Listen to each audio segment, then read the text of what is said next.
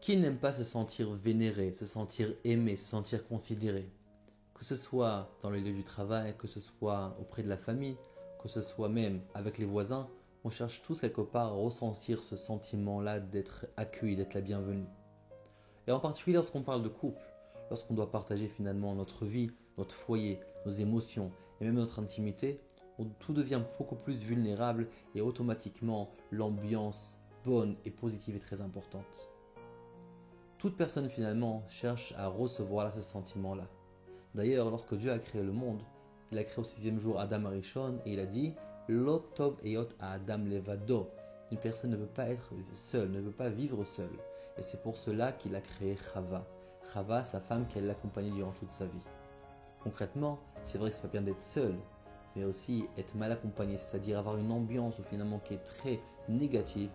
Et c'est pour cela que lorsque finalement nous vivons dans un foyer où l'ambiance est pleine d'amour, pleine d'admiration, ça va pas simplement influencer la bonne ambiance de manière générale, mais ça va aussi renforcer le lien entre le mari et la femme. Toute personne cherche à être attachée et veut être attachée et attirée par une personne qui l'admire. Lorsqu'on va placer des mots d'admiration, ça va forcément amplifier et renforcer ce lien. On peut vivre une vie entière, être marié formellement, que ce soit d'après la halakha, sous la choupa ou civilement. Mais on est marié peut-être formellement, mais le lien ne vit pas.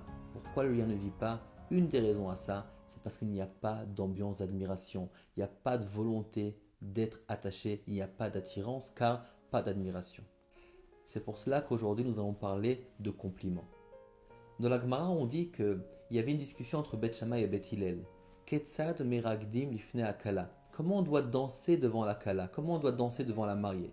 Beth Hillel disait Kala na'avachasuda. On doit toujours donner des compliments à la kala, toujours donner des compliments à la mariée. C'est-à-dire dire comment elle est jolie, dire comment les traits de caractère sont bons, etc. Tandis que Beth Shammai disait Kala kmotchehi. On doit laisser la kala comme elle est. C'est-à-dire, si elle n'a pas de compliments, on ne dit rien. Il n'y a pas besoin d'exagérer. Sur cela, la Gemara pose la question à Beth Hillel. Et il est écrit dans la Torah, Midvar Sheker Ticha, qu'on doit s'éloigner du mensonge. Donc comment tu peux dire à la Kala, la fiancée, comme elle est jolie, alors qu'elle n'est pas? La Gemara répond que lorsqu'une personne fait par exemple une acquisition, une personne va acheter quelque chose. Pourquoi il a choisi d'acheter cette chose-là? Car cette chose-là lui plaît. De la même façon aussi par rapport au mariage. Lorsque par exemple ce Khatan s'est marié avec cette Kala, avec cette femme, pourquoi il a choisi cette femme et pas une autre? Parce que cette femme-là lui plaît.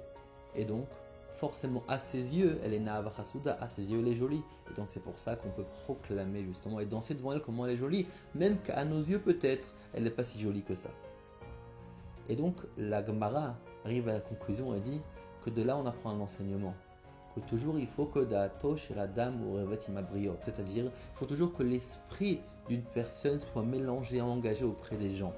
Rachid nous explique, là, c'est Ish ve Ish kirtsono, de faire chacun comme sa volonté. En d'autres mots, ça voudrait dire que lorsque je dis quelque chose, il ne faut pas dire forcément ce que moi je ressens, ce que je pense. Il faut aussi faire attention de dire ce que l'autre veut entendre. Et c'est exactement la même chose avec les compliments. Lorsque finalement je dis un compliment, même si finalement je ne le pense pas forcément, je ne le ressens pas forcément, mais concrètement, étant donné que c'est important justement de dire ce que l'autre veut entendre, de faire un compliment, il faut toujours que je proclame Kalana Avachasuda, c'est-à-dire toujours venir à l'encontre de l'autre pour dire ce que l'autre veut entendre et encourager l'autre. D'ailleurs, le commentateur se pose la question, alors il faut quoi, mentir pour faire un compliment? Alors certains expliquent qu'en réalité, on a l'habitude de penser que Emet et Sheker, vérité et mensonge, sont en réalité sur les faits. Il y a quelque chose qui est juste dans les faits, et une autre chose qui est fausse. Ce qui est juste s'appelle Emet, vérité, et ce qui est faux s'appelle Sheker, mensonge. Mais en vérité, il y a un autre aspect. Il y a aussi l'aspect du positif et du négatif, c'est-à-dire, à partir du moment où j'ai quelque chose de négatif, c'est aussi appelé Sheker, c'est aussi appelé un mensonge. Lorsque je dis quelque chose de positif, je vais encourager une personne, je vais renforcer une personne. Lorsque je dis quelque chose de négatif, je vais décourager une personne, je vais démoraliser une personne. D'ailleurs pour ça, Shlomo HaMelech dit dans Michelet, Amavet va chaim beyad halashon, c'est-à-dire que la vie et la mort sont entre les mains de la langue. Avec la langue, on a la capacité de faire vivre une personne ou de tuer une personne. On a la capacité de renforcer une personne ou de démoraliser une personne. Alors, dans le couple, pourquoi on ne donne pas de compliments? Pourquoi c'est tellement dur de donner un compliment? Certaines personnes ne donnent pas de compliments parce qu'elles ne savent pas donner de compliments tout simplement. C'est possible que c'est dû à leur enfance, à l'éducation, à ce qu'ils ont passé durant la vie. Des fois, il y a des gens qui sont endurcis, qui ont du mal à donner des compliments. Il y a d'autres personnes qui ne remarquent pas les efforts de l'autre tout simplement, donc qui ont du mal à donner un compliment. Il y a d'autres personnes qui ne veulent pas donner une médaille, c'est-à-dire ne veulent pas affirmer que l'autre est ok, est bien, est bon et arrive à destination, donc on ne veut pas donner des compliments pour pas dire stop, arrête-toi là, tout va bien. Mais concrètement, ce qu'il faut savoir, c'est au contraire, le compliment, c'est lui qui va donner la force pour avancer. C'est justement le compliment qui va faire en sorte que la personne va recevoir les forces nécessaires pour pouvoir justement être ce qu'elle doit être. Et c'est pour cela que tous les jours, finalement, on doit vraiment faire attention de donner des compliments. Le mari à la femme et la femme au mari, car grâce à ça, comme on l'a dit, pas seulement qu'on va renforcer l'ambiance, on va renforcer le lien. On va se sentir admiré, donc on va se sentir attiré.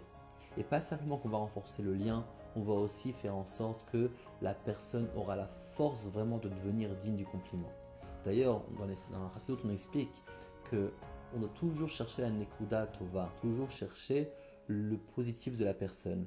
Même que c'est vrai, pas tout va bien, mais on a la possibilité finalement de réélever, finalement de rehausser les points positifs qui sont des fois enfouis chez une personne. Mais en faisant ça, ce qu'on va faire, c'est qu'on va amplifier le bien. Le bien va se renforcer, va monter à la surface et va prendre le dessus de tout. Et ça, c'est grâce à la force du compliment. Encore plus que ça, on explique dans la Chassidoute, c'est que lorsqu'on va donner un compliment à une personne, on va finalement causer à ce que la personne va devenir comme le compliment. C'est-à-dire que du ciel, finalement, va donner des forces nécessaires pour que la personne soit digne du compliment. Et donc, on doit faire ses devoirs. Tous les jours, on doit réellement, finalement, se mettre dans notre emploi du temps, de donner des compliments, de complimenter. Et même lorsque pas tout est rose, même lorsque pas tourne exactement comme on veut, comme on le souhaite, mais c'est justement en plaçant ces mots gentils d'admiration qu'on va finalement rehausser le niveau et que notre lien du mariage va pouvoir s'épanouir. À très bientôt.